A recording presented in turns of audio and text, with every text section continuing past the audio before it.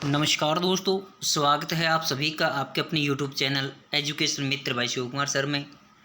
और जैसा कि हमने सिक्स्थ क्लास की ज्योग्राफी है वो शुरू कर रखी है और इसके अंतर्गत हम अभी तक अपने 6 चैप्टर्स ऑलरेडी डिस्कस कर चुके हैं। आज हमारा जो डिस्कशन रहेगा आवर कंट्री इंडिया, यानी हमारे भारत देश के बारे में हम जानेंगे। भारत कैसा है, किस प्रकार से इसका उद्भव हुआ है, कैसे कौन कौन से स्थलाकृतियाँ इसमें पाई जाती हैं, तो इन विभिन्न चीज़ों के बारे में हम इसमें डिस्कस करेंगे। तो आइए चलो शुरू करते हैं अपना टॉपिक। तो देखिए, India is a country of vast geographical expense. Bharat जो देश है एक वास्ट कंट्री है। ज्योग्राफिकल इसका जो फीचर है, ज्योग्राफिकल जो यानी इसके जो भौगोलिक विस्तार है वो काफ़ी अधिक है। In the north it is bound by the lofty mountains Himalaya. उत्तर के अंदर इसमें ऊंचे पर्वत हिमालय है, ऊंचा पर्वत हिमालय स्थित है। The Arabian sea in the west, पश्चिम में इसके आपका अरब सागर है। The bay of Bengal in the east, पूर्व में बंगाल की खाड़ी। And the Indian ocean in the south, और दक्षिण में हिंद महासागर स्थित है। Vast the shores of Indian peninsula, जो भारतीय प्रायद्वीप के चरणों को, जो तट प्रदेशों को जो टच करता है, छूता हुआ आगे बढ़ता है। तो यहाँ पर एक वर्ड आया है पेनिनसुला। पेनिनसुला क्या होता है, सबसे पहले हम इसी चीज़ को यहाँ पर डिस्कस कर लेते हैं। The peninsula is a piece of land that is surrounded by water on 3 sides. देखिए, पेनिनसुला एक वो क्षेत्र भूभाग होता है जो 3 ओर से जल से घिरा हुआ हो, एक ओर से केवल वो स्थल मार्ग से जुड़ा हुआ हो। तो भारत एक पेनिनसुला की कैटेगरी के अंदर आता है, क्योंकि भारत उत्तर की दिशा से केवल स्थल मार्ग से जुड़ा हुआ है, स्थलों से जुड़ा हुआ है। बाकी दक्षिण में, पूर्व और पश्चिम में इसके जो हैं जल से घिरा हुआ है ये। तो अब देखिए, इंडिया का हम टोटल एक्सपेंशन देखते हैं क्या है। India has an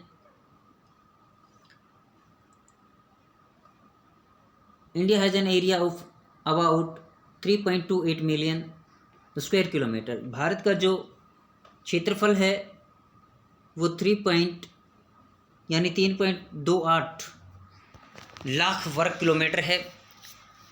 the north south extent from Kashmir to Kanyakumari is about 3200 kilometre. यदि उत्तर से हम सुदूर दक्षिण तक भारत का विस्तार देखें, कश्मीर से कन्याकुमारी तक भारत का विस्तार देखें, तो इसका विस्तार जो है 3200 किलोमीटर लंबा है। And the east west extent from Arunachal Pradesh to Kutch is about 2900 kilometre. यदि इनके मैं आपको एग्जैक्ट पॉइंट बताता हूँ, जो भारत का जो नॉर्दर्न पॉइंट है, एग्जैक्ट नॉर्दर्न पॉइंट को बोलते हैं आप इंदिरा कोल। जो नॉर्दर्न पॉइंट है दैट इज इंदिरा कोल, और जो अपना दक्षिणतम बिंदु है उसको बोला जाता है इंदिरा पॉइंट, इंदिरा कोल और इंदिरा पॉइंट। और यदि हम पूर्वोत्तम को बात करें तो उसको बोला जाता है किबीथू, जो अरुणाचल प्रदेश के अंदर है किबीथू। और आपका जो गुजरात के अंदर है गोरमाथा। गुजरात के अंदर जो पश्चिमतम जो छोर है भारत का वो है गोरमाथा। तो इस प्रकार से भारत का जो उत्तर से पश्चिम, जो उत्तर से दक्षिण और पूर्व से पश्चिम का विस्तार हमने जाना। द लोफ्टी माउंटेन्स, इसकी विशेषताएं क्या हैं। देखिए, भारतीय क्षेत्र के अंदर लोफ्टी माउंटेन्स, ऊंचे ऊंचे पर्वत हैं। The great Indian desert, Bharat का महान मरुस्थल इसमें देखने को मिलेगा आपको। द नॉर्दर्न प्लेन्स, उत्तर भारत के मैदान यहाँ पर मिलेंगे आपको। अनइवन प्लेटू सरफेस, ऊंचा नीचा जो आपको पठारी भाग मिलेगा।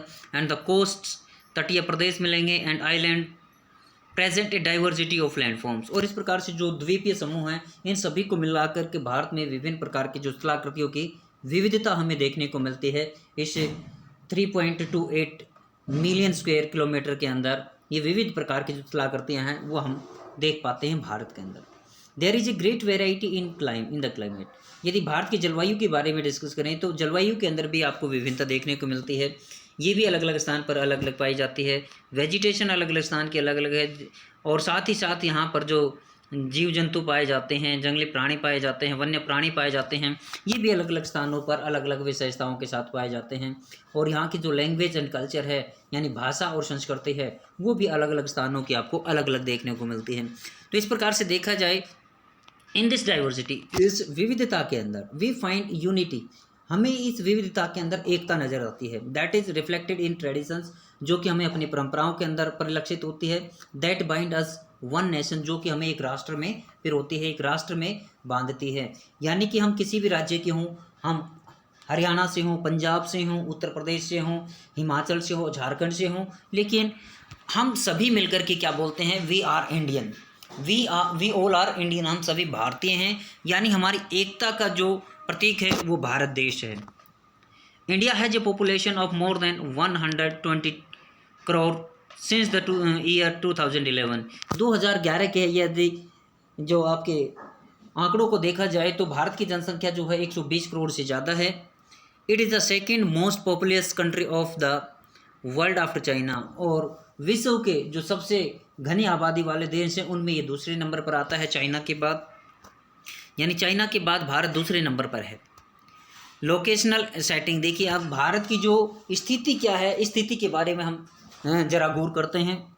India is located in the northern hemisphere. यहाँ पर ये पॉइंट जो आपका जो नोट करने वाला है कि भारत किस गोलार्ध में स्थित है, तो भारत जो है नॉर्दर्न हेमिस्फीयर के अंदर स्थित है, उत्तरी गोलार्ध में स्थित है। The Tropic of Cancer 23 degree 30 minute, यानी 23.5 डिग्री जो कर्क रेखा है वो भारत के ठीक मध्य से गुजरती, pass is almost half way through the country, Bharat के मध्य से गुजरती है। और भारत के मध्य से गुजरती है ये आपकी जो कि फिगर 7.2 के अंदर आपको देखने को मिलेगा। फ्रॉम साउथ टू नॉर्थ, यदि हम दक्षिण से उत्तर की ओर इसका अगर जो मुख्य भूभाग है उसका यदि हम जो लैटिट्यूडनल एक्सटेंट देखें तो 8 degree 4 minute 8 degree 4 minute north से लेकर के 37 डिग्री 6 मिनट नॉर्थ लैटिट्यूड्स के अंदर भारत लाई करता है। यानी उत्तर में यदि इक्वेटर के पास या यदि हम जो अपनी कर्क रेखा है उसके ठीक नीचे देखें तो वहाँ पर भारत का जो दक्षिणतम बिंदु है 8 डिग्री 4 मिनट से लेकर के उत्तरतम बिंदु जो कि आपका इंदिरा कोल है वो 37 डिग्री 6 मिनट अक्षांशों के मध्य स्थित है। फ्रॉम वेस्ट टू ईस्ट, यदि पश्चिम से पूर्व की तरफ हम देखें, India extends between 68 degree 7 minute east. Bharat का जो देशांतरीय विस्तार है वो 68 डिग्री 7 मिनट पूर्वी देशांतर से लेकर के 97 डिग्री 25 मिनट ईस्ट लॉन्गिट्यूड है ये, यानी 97 डिग्री 25 मिनट पूर्वी देशांतरों के मध्य भारत स्थित है। यानी इस प्रकार से हम यदि एक्सटेंड जो आपका लैटिट्यूडनल एक्सटेंट है वो और आपका जो लॉन्गिट्यूडनल है एक्सटेंट देखें, इनका अगर जो टोटल आपका जो एक्सटेंशन देखें तो वो लगभग आपका 30 डिग्री के पास आसपास आता है। 29 पॉइंट समथिंग आता है, राउंड फिगर में हम इसको 30 डिग्री मान लेते हैं। तो 30 डिग्री हम ये देखें कि अपना लॉन्गिट्यूडनल भी और जो अपना जो लैटिट्यूडनल एक्सटेंट है वो दोनों के दोनों लगभग 30 डिग्री के आसपास भारत फैला हुआ है। If we divide the world into eastern and western hemisphere, यदि हम भारत को पूरे विश्व को यदि हम दो भागों में डिवाइड करते हैं, पूर्वी गोलार्ध और पश्चिमी गोलार्ध, which hemisphere would India being belong to, तो भारत ऐसे में कौन से गोलार्ध में स्थित होगा? तो ऐसे में भारत जो है, क्योंकि इनके हमने देखा है इनके साथ क्या लगा हुआ है 68 डिग्री एंड 7 मिनट ईस्ट, यानी भारत पूर्वी गोलार्ध के अंदर स्थित है। Which hemisphere would India belong to, तो ये आएगा आपका eastern hemisphere. Due to great longitudinal extent of about 29 degree, देखिए भारत का जो अक्षांशीय विस्तार है, देशांतरीय विस्तार है, वो लगभग 29 डिग्री के आसपास है। There could be a wide difference in local time of places, तो इसलिए स्थानीय समय के जो लोकल समय होता है उसके अंदर भी आपको विभिन्नता देखने को मिलेगी। At two extreme points of India, यदि भारत के हम दो बिंदुओं के बारे में, दो महत्वपूर्ण स्थानों के बारे में, स्थानीय समय के बारे में डिस्कस करें तो उस समय के अंदर आपको भिन्नता देखने को मिलेगी। As such the difference between these 2 points would be of, क्योंकि इन दो स्थानों के बीच का जो आपका टाइम रहेगा वो किस प्रकार से काउंट किया जाएगा। देखिए अबाउट 2 आवर्स, कितने घंटे का रहेगा? देखिए ये लगभग 2 घंटे का आपका जो है टाइम डिफरेंस रहेगा।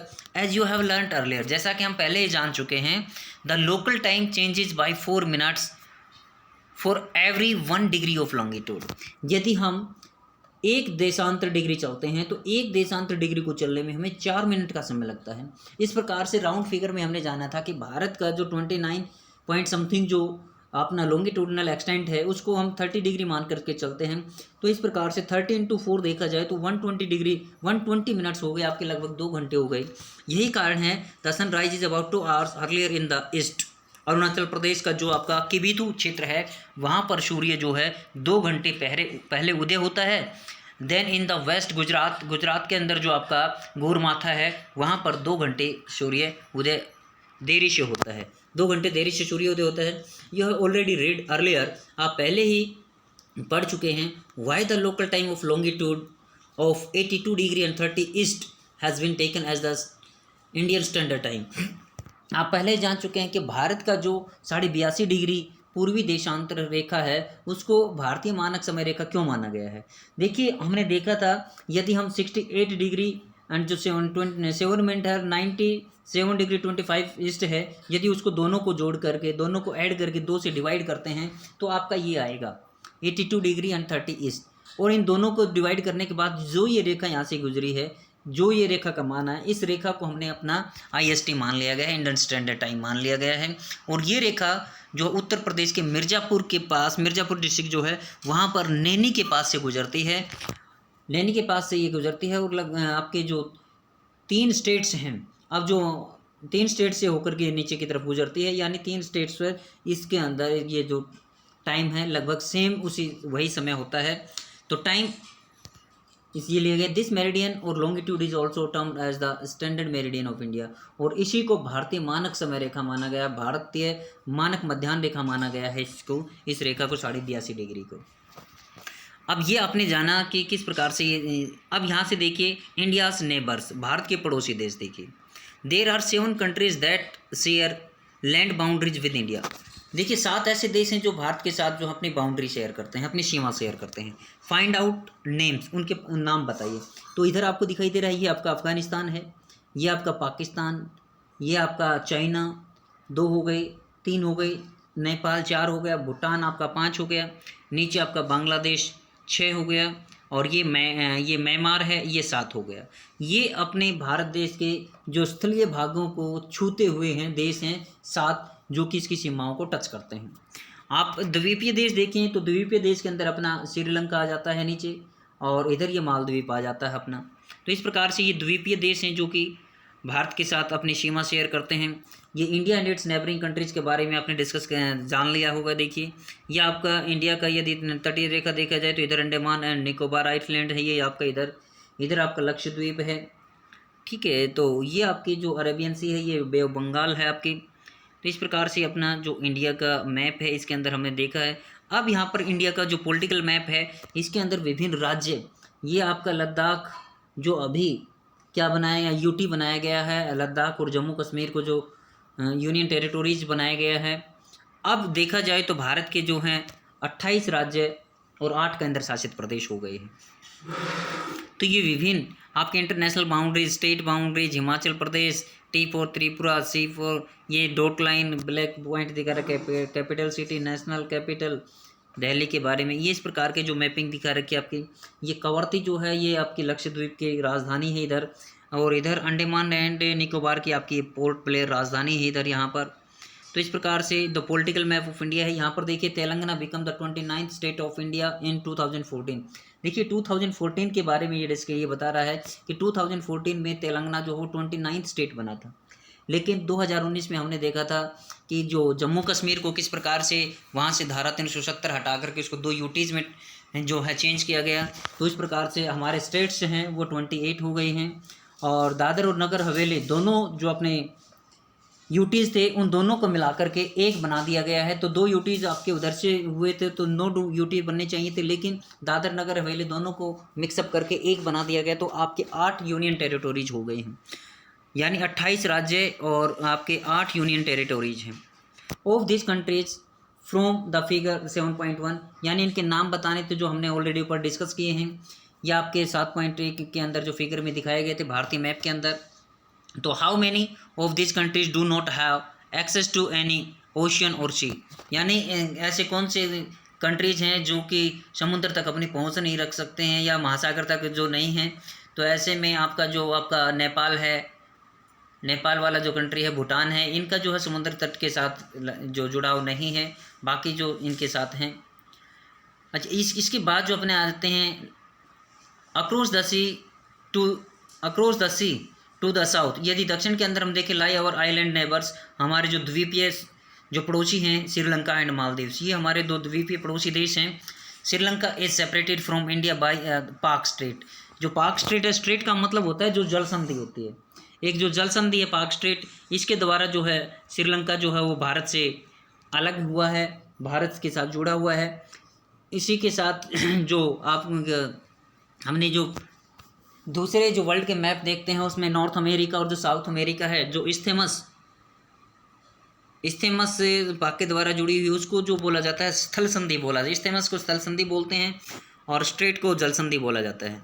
अब पॉलिटिकल एडमिनिस्ट्रेटिव डिविजन्स, यानी भारत का राजनीतिक और प्रशासनिक डिवीजन देख लेते हैं कैसे क्या है। India is a vast country. देखिए, भारत एक विशाल देश है। फॉर एडमिनिस्ट्रेटिव पर्पजेज, प्रशासनिक उद्देश्यों के लिए the country is divided into, यहाँ पर जो 29 दे रखा आपको, ये 29 की जगह पे आज 28 हो गए हैं। आज ये 28 हो गए हैं, ठीक है। 28 आपके यहाँ पर देखिए ये रीजन्स देख रखे हैं, mountain hill ranges, mountain regions, plateau regions, plains, ये आपको दिखा रखे हैं। इंडिया का जो फिजिकल डिवीज़न है वो दिखा रखा है यहाँ पर। ये आपके कोस्टल एरियाज़, इधर ये आपका कोस्टल एरियाज़ हो गया, ये कोस्टल एरियाज़ हो गया, ये आपका ईस्टर्न कोस्ट हो गया, ये आपका वेस्टर्न कोस्ट हो गया, ये आपके आइलैंड ग्रुप्स हैं दोनों तरफ, इधर भी और बे ऑफ बंगाल की खाड़ी में और आपका अरेबियन सी के अंदर, ये आपका डेक्कन प्लेटू हो गया। और इधर आपकी जो विंध्या श्रेणी है, यहाँ पर आपके जो सेंट्रल हाईलैंड्स बोला जाता है, ये ग्रेट इंडियन डेजर्ट हो गया आपका, ये आपका जो नॉर्दर्न प्लेन है इंडिया का, भारत का, ये हो गया, और ये आपका हिमालय हो गया, ग्रेट हिमालय, इनर हिमालय, शिवालिक हिमालय। इस प्रकार से ये रेंज जो अपनी बनती है। तो इस प्रकार से भारत के जो विभिन्न राज्य हैं उनके बारे में हमने देखा। तो अब यहाँ पर देखिए 29 स्टेट्स यहाँ पर शो कर रखे हैं आपके बुक के अंदर, लेकिन यहाँ पर आप इसको करेक्ट कर लीजिए, 28 स्टेट्स एंड 8 यूनियन टेरिटोरीज हैं, क्योंकि हमने बताया दादर एंड नगर हवेली को जो है वो एक यूटी में कन्वर्ट कर दिया गया है, जबकि लद्दाख और जम्मू कश्मीर को 2 ये नई यूनियन टेरिटोरीज जो बनाई गई हैं। तो आपके 28 राज्य और 8 केंद्र शासित प्रदेश हैं फिलहाल। Delhi is the national capital, Delhi जो है भारत की राष्ट्रीय राजधानी है। The states have been formed mainly on the basis of languages, और भारत में ये जो राज्यों का गठन किया गया है, ये भाषाई आधार पर राज्यों का गठन किया गया है। और भाषाई आधार पर सबसे पहला जो राज्य बना था वो राज्य बना था अपना आंध्र प्रदेश, जो कि 1953 के अंदर फजल अली आयोग के, उसके बाद में जो फजल अली आयोग बना था उस कमेटी के से पहले ही आपका जो बन गया था। और इस प्रकार से, क्योंकि उस दौरान जब प्रथम आम चुनाव के दौरान जब जवाहरलाल नेहरू जी उधर गए थे तो उनका काफ़ी बाइकआउट किया गया था लोगों के द्वारा। तो ऐसे में जो है लोगों का जो वहाँ पर एक श्री रामुलु नाम के एक व्यक्ति थे गांधीवादी विचारधारा की, जिनका कि लगभग 60 डेज तक जो आमरण अनशन पर बैठने के बाद देहांत हो गया था, मृत्यु हो गई थी उनकी, अकाल मृत्यु, जिसके बाद वहाँ पर जो राज्य की मांग और भी ज़्यादा प्रबल हो गई थी, जिसकी वजह से वहाँ पर पहले जो राज्य बना भाषाई आधार पर वो आपका आंध्र प्रदेश बना था। तो इंडिया देखिए यहाँ पर फिजिकल डिवीज़न अब हम भारत का देखते हैं। फिजिकल डिवीज़न में देखिए India is marked by a diversity of physical features such as mountains, plateaus, plains, coast and islands. देखिए भारत का यदि हम भौगोलिक यदि भौतिक स्वरूप देखें तो भौतिक स्वरूप में भी विभिन्नता देखने को मिलती है आपकी। तो उसमें जैसे कि पर्वत, पठार, मैदान, तटीय मैदान और इवन आपके द्वीपीय प्रदेश हैं, ये यहाँ पर देखने को मिलते हैं। Standing as sentinels in the north are the lofty snow capped Himalayas. देखिए जिस प्रकार से हमारे उत्तर के अंदर जो एक सेंटिनल्स के तौर पर, एक तरह से प्रहरी के तौर पर हमारे जो ऊंचे पर्वत जो हिमालय खड़ा हुआ है। हिमालय का यदि अर्थ हम समझें, हिमालय का मीनिंग समझें तो हिम प्लस आलय means the abode of snow, यानी बर्फ़ का घर। अबोर्ड ऑफ स्नो मतलब बर्फ़ का घर, हिमालय का अर्थ होता है बर्फ़ का घर। तो इस प्रकार से भारत जो है, भारत के उत्तर के अंदर हिमालय है, जहाँ बर्फ़ की चोटियाँ, ऊंची ऊंची चोटियाँ हैं, जो पहाड़ हैं जिन पर बर्फ़ पड़ती रहती है। The Himalayan mountains are divided into 3 main parallel ranges, और हिमालय पर्वत है वो 3 जो समानांतर श्रेणियों के अंदर विभाजित है।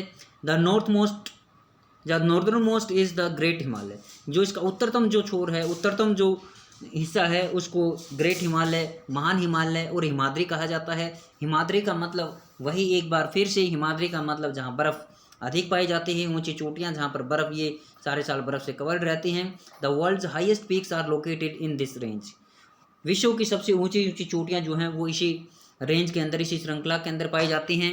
मिडिल हिमालय और the Himachal Himalaya lie to the south of Himadri, जो मध्य हिमालय या जिसको हिमाचल हिमालय के नाम से भी जाना जाता है, ये आपका हिमाद्री के दक्षिण में स्थित है। Many popular hill stations are situated here, यहाँ पर जो है विभिन्न प्रकार के जो पहाड़ी क्षेत्र हैं, दर्शनीय स्थल हैं, वो इसमें देखने को मिलते हैं।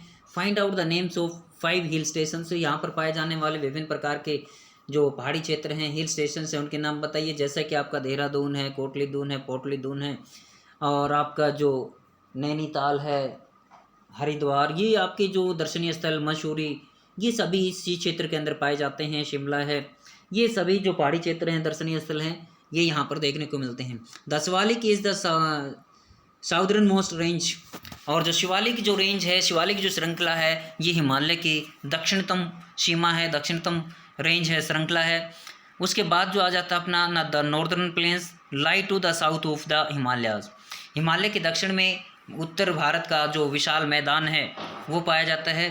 दे are generally level and flat, ये जो समतल और जो चपटे मैदान हैं, these are formed by alluvial deposits laid down by the rivers of Indus, the Ganga, the Brahmaputra and their tributaries, और इस मैदान का जो निर्माण है वो गंगा, सिंधु, गंगा और ब्रह्मपुत्र और उनकी सहायक नदियों के द्वारा लाए गए जलोढ़ के द्वारा इस मैदान का निर्माण हुआ है। These river plains provide fertile land for cultivation, और इन क्षेत्रों के अंदर इन नदियों के जो सेडिमेंट्स आता है, जो बहाव, जो आपका जलोढ़ आता है, जिसकी वजह से यहाँ पर उपजाऊ मैदानों का निर्माण हुआ है। ये काफ़ी अधिक उपजाऊ मैदान हैं।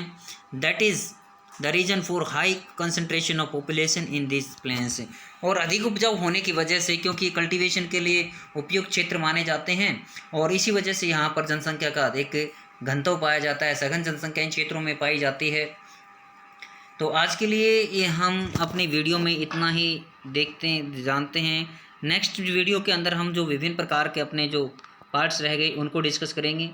आपका जो कोस्टल एरियाज़ रह गया, डेक्कन प्लेटू रह गया, उसके बारे में चलिए थोड़ा सा पॉइंट ये हम यहाँ पर डिस्कस कर लेते हैं कि एलुवियल क्या होता है। These are very fine soils brought by rivers and deposited in the river basins. देखिए ये जो एलुवियल जो होता है, जलोढ़, वो मिट्टी के जो बारीक कण होते हैं जो कि नदियों के द्वारा बहाकर लाए जाते हैं, और जो नदी घाटियाँ होती हैं, नदी क्षेत्र होते हैं, उन क्षेत्रों के अंदर लो लेइंग एरिया जो होते हैं, निम्न क्षेत्र होते हैं, वहाँ पर इनको डिपॉजिट कर दिया जाता है, जमा कर दिया जाता है, इसी को जलोढ़ बोला जाता है। और ये प्रतिवर्ष जो है नदियों के अंदर जो उनके बहाव के साथ ही आते हैं। ट्रिब्यूटरीज एक वर्ड आया हुआ है यहाँ पर अपने, ए रिवर और stream which contributes its water to main river by discharging it into main river from either side. देखिए किसी भी तरफ से एक ट्रिब्यूटरी जो वितरणिका जो होती है, एक वो नदी होती है जो अपना एक धारा के साथ जल ले जा कर के, जो मुख्य नदी होती है, मुख्य नदी के अंदर अपना जो जल है वो उसमें डाल देती है, उसके अंदर मिल जाती है, तो इसी को आपको ट्रिब्यूटरीज कहा जाता है। इसके बाद आपका डू यू नो, देखिए the Ganga and the Brahmaputra form the world's largest delta. देखिए गंगा और ब्रह्मपुत्र जो नदियां हैं, ये दोनों विश्व का सबसे विशाल डेल्टा बनाती हैं। द सुंदरबन डेल्टा, जिसका कि नाम सुंदरबन डेल्टा है, जो कि आपके पश्चिम बंगाल के अंदर पाया जाता है। The delta is triangular in shape, और ये डेल्टा जो है आकार में ये त्रिभुजाकार है, ट्राइंगल है। It is an area of land formed at mouth of the reverse, ये नदी मुहानों पर बनाया गया एक भूभाग है। वेयर रिवर्स एंटर द सी, और यहाँ से नदियाँ जो हैं कहाँ पर समुद्रों के अंदर प्रवेश कर जाती है। That point is called the mouth of the river, और जहाँ से ये डेल्टा जो होता है, इस डेल्टा से ही नदियाँ जो हैं अपने महासागरों के अंदर प्रवेश करती है, सागर के अंदर प्रवेश करती है। तो आज के लिए अपनी वीडियो में इतना ही। Thank you, have a nice day.